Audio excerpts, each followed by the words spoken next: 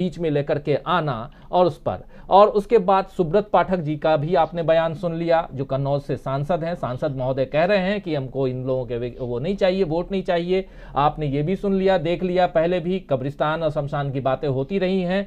मदरसे खत्म करवा देंगे, बंद करवा देंगे, ये भी कहने वाले लोग यहाँ पे हैं। और साथ में कालीचरण जैसे लोग भी हैं। और ज़्यादा दूर न जाइए तो एक अधर्म संसद वहाँ जहाँ हरिद्वार में भी हुई, उस संसद की बात भी हम लोगों ने देखी, जहाँ पुलिस वाला ही कह रहा है और उस पुलिस वाले को दिखा के लोग बोल रहे हैं कि ये हमारे साथ है तो हमको कोई तकलीफ नहीं है।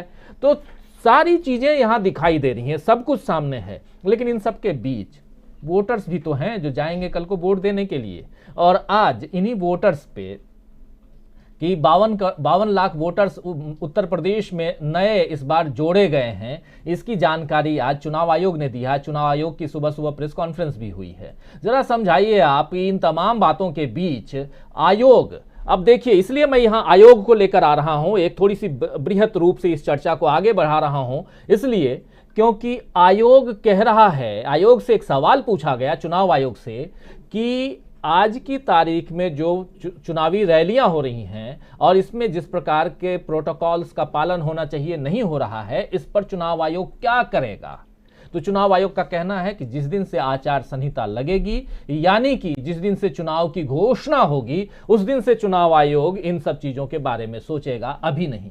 तो फिर अभी चाहे होम मिनिस्टर हो चाहे प्राइम मिनिस्टर हो, वो सरकारी पैसों से और खुलेआम भाजपा के लिए वोट कैसे मांग रहे हैं, ये सवाल तो उठता है अमलेंदु जी।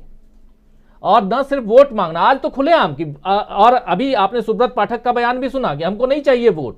और कुछ लोग, और अमित शाह जी का कुछ बयान अभी थोड़ी देर बाद सुनाऊंगा, जो कह रहे हैं कि आप लोग कमल पे वोट दीजिए, बीजेपी को जिताइए।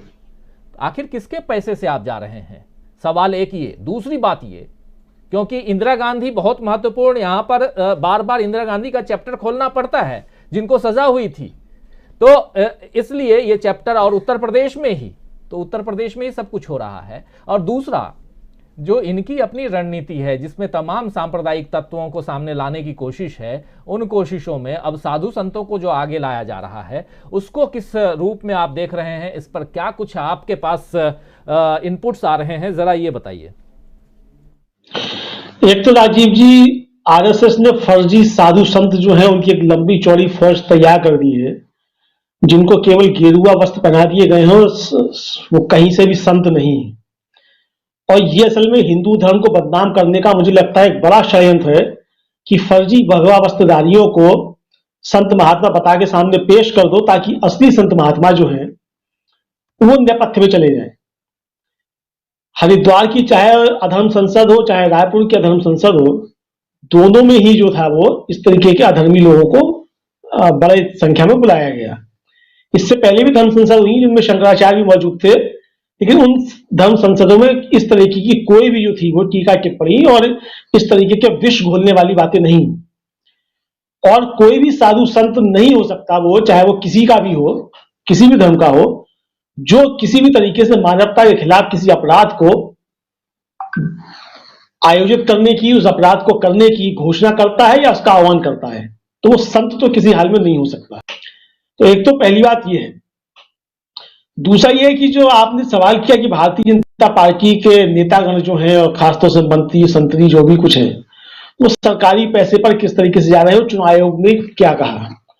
तो चुनाव आयोग का जहां तक सवाल है, तो चुनाव आयोग ने एक बात और कही एक सवाल के जवाब में, उसकी तरफ लोगों का कम ध्यान गया है। जब उनसे पूछा गया तो उन्होंने कहा कि बहुत अच्छा आपने सवाल पूछा, और जो चुनाव सुधार है उस पर जो है सरकार ने बड़े अच्छे काम किए हैं। तो चुनाव आयुक्त महोदय जो है वो सरकार की बहुत तारीफ कर रहे थे, खुलेआम कर रहे थे।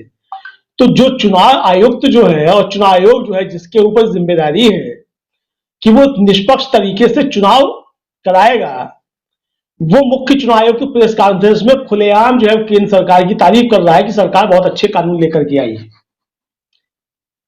तो आप समझ सकते हैं कि एक संवैधानिक संस्था जो है उसका कितना क्षरण हो चुका है, और इससे कैसे जो है किसी निष्पक्ष चुनाव की उम्मीद की जा सकती है।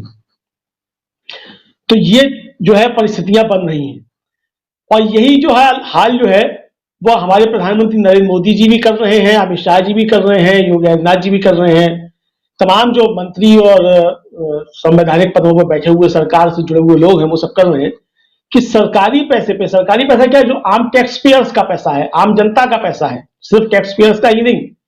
मतलब एक भिखारी भी अगर जाके एक साबुन खरीदता है तो उसमें भी वो टैक्स अदा करके आता है, उस टैक्स से ही जो ये सब जो 12-14 करोड़ की प्रधानमंत्री की कार आई है वो भी उसी टैक्स पेयर के पैसे से ही चलकर से आती है। तो उस टैक्स पेयर्स के पैसे पे जो है किस तरीके से ये राजनीतिक रैलियां की जा रही हैं, इसके लिए जो है कोई भी किसी प्रकार की लज्जा जो है वो भारतीय जनता पार्टी को और उनके पदाधिकारियों को, उनके बड़े नेताओं को नहीं आती है। यानी भ्रष्टाचार जो, इसको मैं बार बार कहता हूं कि भारतीय जनता पार्टी के यहाँ भ्रष्टाचार जो है वो शिष्टाचार बन चुका है। उनका भ्रष्टाचार शिष्टाचार है, दूसरों का शिष्टाचार भी भ्रष्टाचार है। तो ये सवाल जो निश्चित तौर पे जनता के बीच जाएंगे और जनता भी इन पे निश्चित तौर पे सवाल करेगी। जहां तक सवाल यह है कि इनका चेहरा क्या बेनकाब हुआ है, तो पाठक जी ने बिल्कुल सही कहा कि चेहरा बेनकाब तो हुआ ही है और पहले से हो रहा है। यहां एक प्रश्न, जब नरोत्तम मिश्रा जो है वो संघीय ढांचे की बात कर रहे हैं, तो यहाँ एक प्रश्न ये भी पूछा जा सकता है कि नरोत्तम मिश्रा जी ये भी जो इस पर प्रकाश डालने की का कष्ट करें कि क्या उस कालीचरण को मध्य प्रदेश सरकार कुछ संरक्षण दे रही थी, क्या वो मध्य प्रदेश सरकार के में खजुराहो में छिपा हुआ था। इस पर भी जो है मुझे लगता है नरोत्तम मिश्रा जी को प्रकाश निश्चित तौर पर डाल देना चाहिए था। संघीय ढांचे की बात जो है बिल्कुल सही है, उस पर भी बातचीत की जा सकती है संघीय ढांचे की। तो अगर मध्य प्रदेश सरकार संरक्षण दे रही थी और इसलिए उसको दर्द हो रहा है तो इस पर भी खुल के बातचीत करनी चाहिए। और फिर सवाल यह है कि अगर आपको नाथूराम गोडसे से इतना प्रेम है और आप उसकी इतनी पूजा करते हैं तो खुल के क्यों नहीं कहते हैं? किसने रोका है भाई? डेमोक्रेसी है, आप किसी को भी मान सकते हैं। तो आप मानिए नाथूराम गोडसे को, खुल के कहिए कि नाथूराम गोडसे आपका पूज्य है, क्या दिक्कत है? तो भारतीय जनता पार्टी को इस पर अपनी जो है मंशा स्पष्ट करनी चाहिए। और कुल मिलाकर ये बात ये, जैसे राकेश पाठक जी भी कह रहे थे, कि सबका उद्देश्य जो है किसी भी तरीके से सांप्रदायिक ध्रुवीकरण करके इन 5 राज्यों के चुनाव में वोट कमाने का इंतजाम करना है। और जिसमें कि अभी तक भारतीय जनता पार्टी जो फेल होती रही है और किसी भी तरीके से इन 5 राज्यों में सांप्रदायिक आधार पर विभाजन करने की अपनी नीतियों में सफल नहीं हो पा रही है।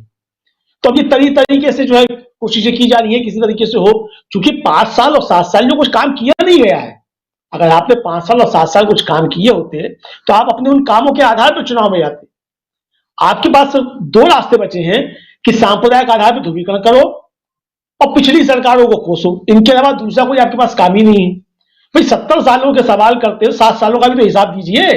आप 7 साल से क्या कर रहे हैं इस देश के अंदर? ये जवाब कौन देगा इन 7 सालों का? तो 7 सालों के जवाब देने से बचा जाए, क्योंकि आपने कुछ किया ही नहीं, दूसरों के सिर्फ फीते काटे हैं और आज भी आप दूसरों के फीते काट रहे हैं। और जहां आप नारियल फोड़ने गए थे वहां सड़कें टूट गई, नारियल नहीं फूटा। जिन हाईवे का आप जो है उद्घाटन करके आते हैं वहां सड़क धंस जाती है। तो ये आपका विकास का मॉडल है। तो इसलिए जो है ये सारी चीजें की जा रही हैं। और सबसे अच्छी बात यह है कि जनता इन चीजों को अच्छी तरीके से समझ रही है और इसलिए जनता में इनकी चीजों का उस तरीके से इनके समर्थन में कोई भी रिएक्शन नहीं हो रहा है। चाहे ये हिंदू मुसलमान करें, चाहे गोडसे करें, चाहे जिन्ना करें, कुछ भी करें, इनको फायदा उसका मिलने वाला किसी हाल में नहीं होने जा रहा है।